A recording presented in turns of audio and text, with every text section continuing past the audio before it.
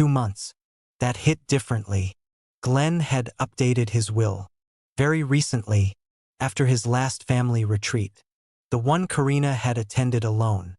"You'd be bored anyway," she told me, tossing sunscreen into her suitcase. At the time, I believed her. Now, I wasn't so sure. The attorney began listing assets. Properties in Rhode Island.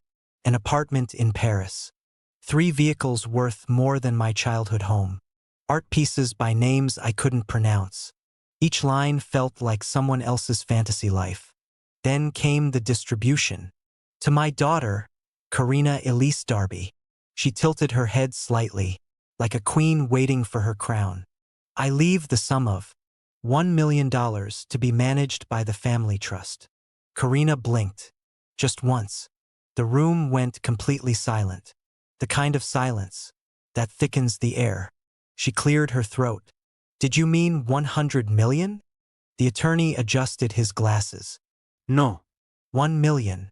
The remainder of Mr. Darby's estate, he continued, will be transferred to another beneficiary, as outlined in this letter.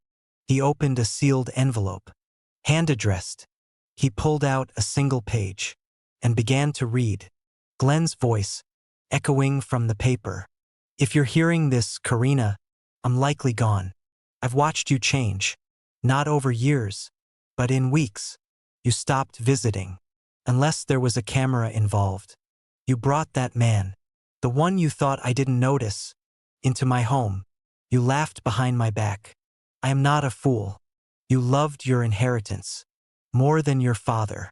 And so, my money will not be your reward." Karina's mouth opened slightly. No sound came out, not even a gasp. "To the man who married my daughter, despite knowing she would one day despise him. To the man who tolerated my cruelty with dignity, and who stayed, even when he should have left. I swear." Time stopped. My lungs forgot how to breathe. Wendell Thomas Carr. "I leave the remainder of my estate."